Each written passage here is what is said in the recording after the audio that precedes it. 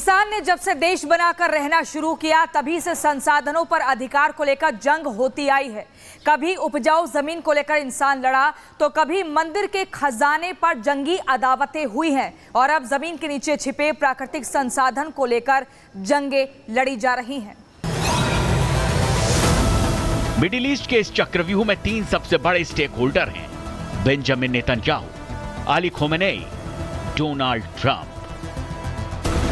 लेकिन 10 दिनों के बाद भी ये कहा नहीं जा सकता हथियार कौन डालेगा, पीछे कौन हटेगा, पराजय स्वीकार कौन करेगा, क्योंकि कोई भी कदम पीछे करने के लिए तैयार नहीं है।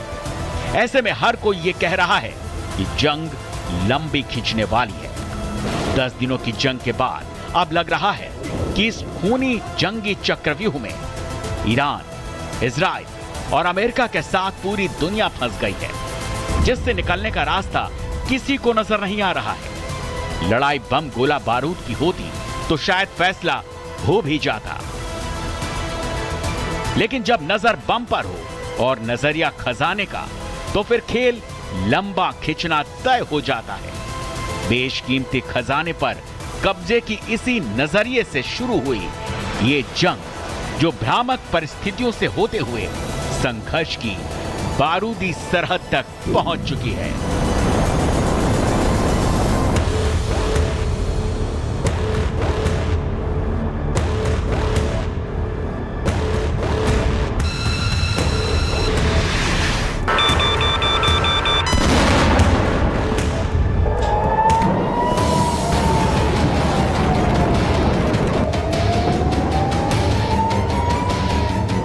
रात के अंधेरे में दुनिया नींद की आगोश में थी, लेकिन ईरान और इजराइल के आसमान में तारों की रोशनी के साथ साथ मिसाइलों की बारूदी चमक भी दिख रही थी।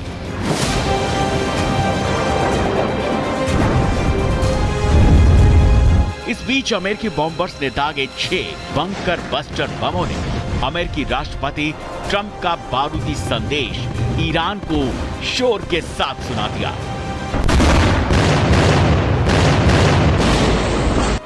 आखिरकार ईरान ने इजराइल के साथ साथ इस जंग में अमेरिका को खींच लिया।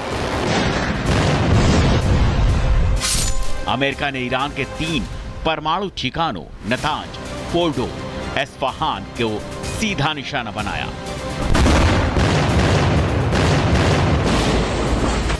फोर्डो पर B-2 बॉम्बर यानी बंकर तोड़ बम गिराए गए। वहीं इस्फहान और नतांज में 30 टॉम हॉक क्रूज मिसाइलें दागी गई, जिसकी तस्दीक अमेरिकी राष्ट्रपति डोनाल्ड ट्रंप ने खुद की।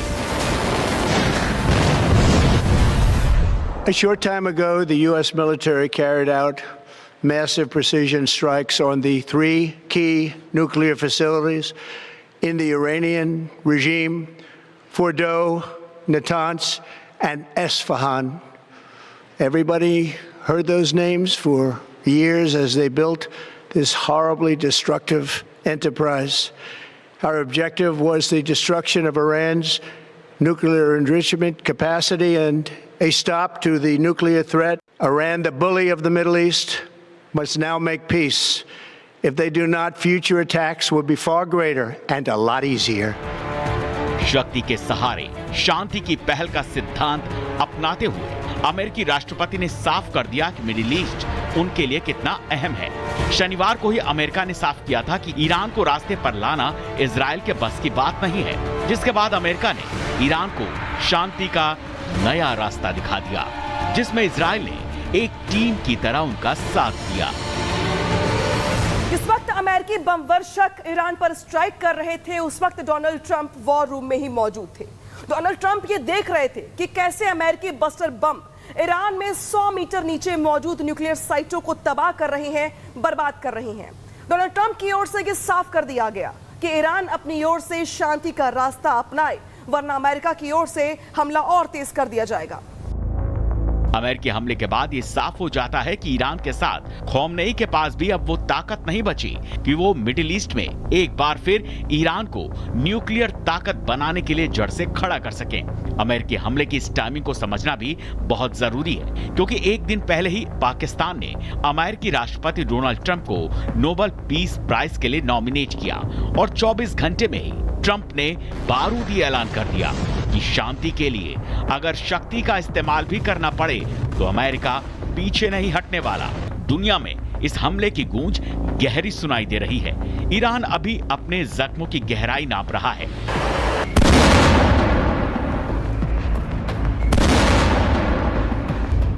खौमनई को ये सोचना होगा कि तेल की अकूत खजाना रखने वाला एक देश न्यूक्लियर पावर बनने के सपने के लिए कितनी बड़ी कीमत चुकाता है। ईरान इजराइल की इस खूनी अदावत के 10वें दिन अमेरिका ने भी इसमें एंट्री मार दी, जिसके बाद ये जंग विश्व युद्ध की ओर जाती दिख सकती है, जिस पर पूरी दुनिया की नजर है। 13 जून के बाद ईरान के 3 न्यूक्लियर साइट्स तबाह हैं। 14 से ज्यादा ईरान के न्यूक्लियर वैज्ञानिक मारे जा चुके हैं। ईरान के 5 बड़े सैन्य अधिकारी मारे जा चुके हैं। ईरान में 430 नागरिकों के मारे जाने की खबर है। ईरान के 3500 से ज्यादा नागरिक घायल हैं। ईरान ने पलटवार किया अपने बैलिस्टिक मिसाइल से। पहले दिन 200, अगले दिन 100, फिर 70, फिर 50, फिर 25, 25, 25 और कल 35 ठोके। ठीक है साहब, तो सिलसिला लगातार चल रहा है। अगर इजराइल ने बर्बादी की है ईरान के ऊपर, तो यहाँ पर जो इजराइल है, जो ईरान है, उसने भी जेरूसलम को ठोका है, उसने तल अवीव को ठोका है, हाइफा को ठोका है, बिल्डिंग्स नाश करी हैं, जलाया है।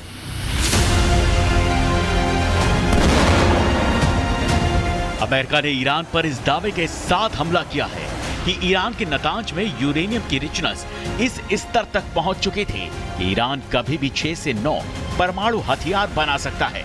ऐसे में अमेरिका ने अपने B-2 स्टील्थ फाइटर जेट से GBU-57 बम से न्यूक्लियर साइट को तबाह और बर्बाद कर दिया।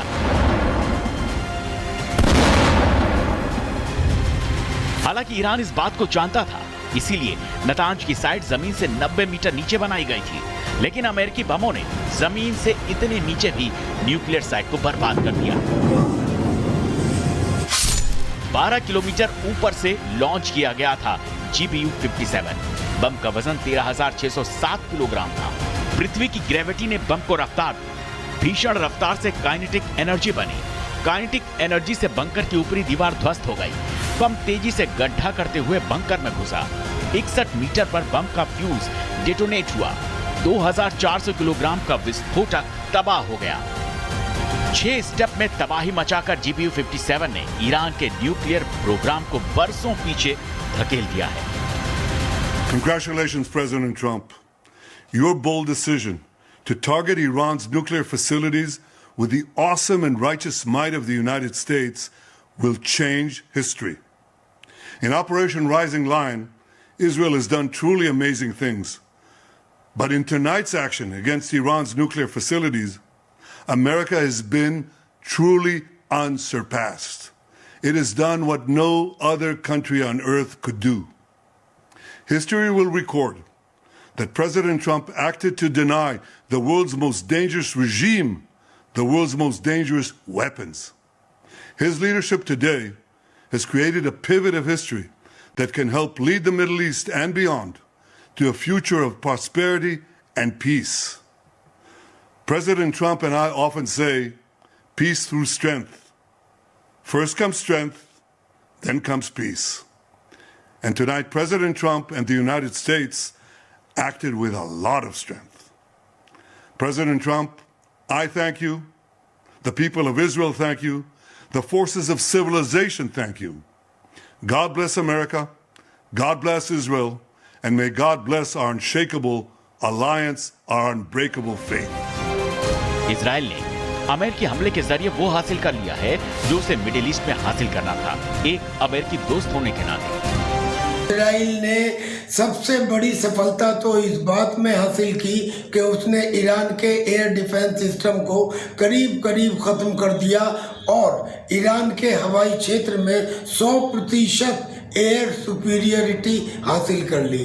उसकी दूसरी सफलता ये रही कि उसने शुरू में ही ईरान के करीब 2 दर्जन मिलिट्री कमांडर्स को और करीब 1 दर्जन न्यूक्लियर साइंस से जुड़े हुए कमांडर्स को मार दिया, यानी ईरान के न्यूक्लियर प्रोग्राम को काफ़ी पीछे धकेल दिया। ट्रंप भले ही ये कह रहे हो कि अमेरिका पूरी दुनिया में शांति चाहता है, लेकिन पूरी दुनिया जानती है कि जिस मिडिल ईस्ट के 9 देशों में अमेरिका ने अपना सैन्य ठिकाना बना रखा है, वो ईरान में क्या हासिल करना चाहता है। अमेरिका ट्रंप के सहारे वो पाना चाहता है जो उसने सद्दाम को हटाकर इराक में हासिल किया, नेचुरल संसाधन पर नियंत्रण।